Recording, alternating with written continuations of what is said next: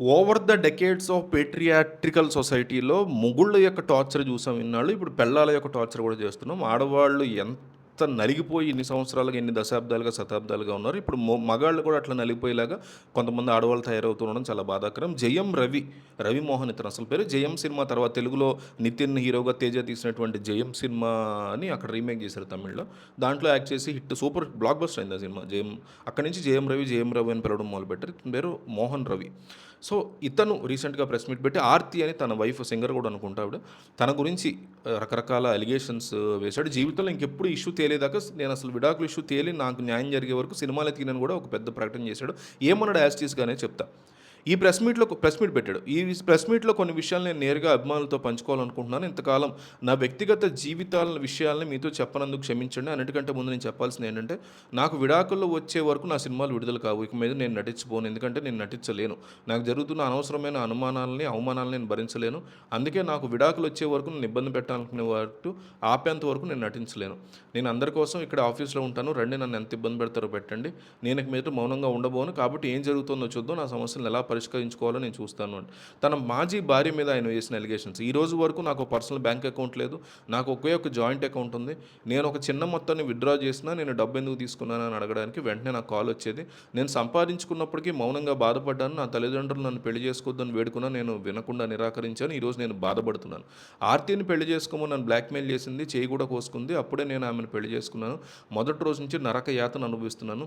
నా మీద black magic కూడా చేశారు. చేతబడి కూడా చేసింది తన భార్య. రక్తం కూడా కక్కుకున్నాను నేను అని అడుగుతాను. ఇప్పుడు నన్ను సైబర్ బుల్లీ చేయడానికి పిఆర్ గ్రూపులను ఉపయోగిస్తున్నారు. ఒక 3 అక్షరాల ఇడ్లీ నటి, ఆమె పేరు చెప్పడం నాకు ఇష్టం లేదు. నా గురించి మాట్లాడడానికి ఆమెకి ఏం హక్కు ఉంది? ఫస్ట్ మీరు చూసుకోండి. నాకు విడాకులు వస్తాయా రావా అన్నది పక్కన పెడితే నా మీద వస్తున్నటువంటి విమర్శలు నన్ను బాధ పెడుతున్నాయి. నా కెరీర్లో 95% సినిమా హిట్ అయింది. ఎంతో కష్టపడి స్థాయికి వచ్చాను. ఆ 3 అక్షరాల ఇడ్లీ నటి ఎవరో మీరు గెస్ చేయండి. కరెక్ట్గా గెస్ చేయండి కామెంట్లో. నా కెరీర్లో 90% సినిమాలు హిట్ అయ్యి ఎంతో కష్టపడి స్థాయికి వచ్చాను. మహిళల హక్కుల కోసం ఎన్నో పోరాటాలు చేశాను. అలాంటి నా మీద నిందలేస్తున్నారు. నా పిల్లలు నాకు లేకుండా నేను జీవించలేను. వారికి మంచి భవిష్యత్తు ఉండాలని నేను లక్షలు పెట్టి వాళ్ళని చదివించాను. వాళ్ళ మీద నాకున్నటువంటి ప్రేమ గురించి ఎవరికి ఏమీ తెలీదు. నాకు నా పిల్లల మీద ప్రేమ లేదని రాస్తున్నారు. అవి ఎంతో బాధపడుతున్నాయి. నా భార్య ఇదంతా కూడా చేస్తుంది, చేతపడి చేస్తుంది. నేను రక్తం కూడా కక్కుకున్నాను.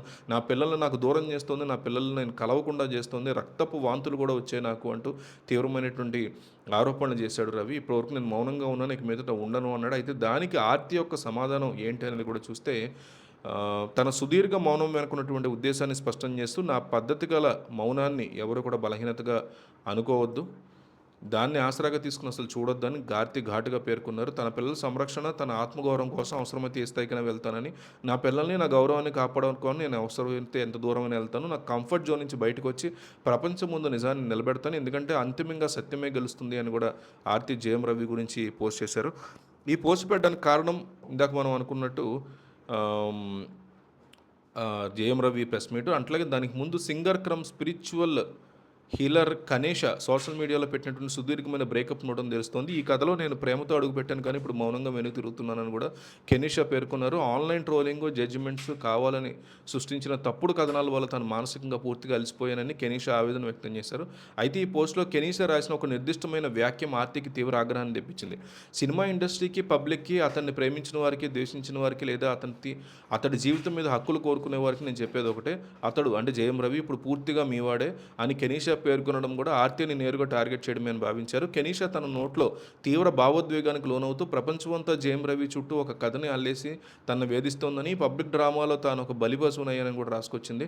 అహంకారం, తప్పుడు ప్రచారాలు, మ్యానిపులేషన్లు కూడినటువంటి టాక్సిక్ కల్చర్ భరించలేకే తాను చెన్నై నగరాన్ని, సంగీతాన్ని, థెరపీని, సామాజిక మాధ్యమాలను కూడా శాశ్వతంగా వదిలి వెళ్ళినట్టు ప్రకటించింది.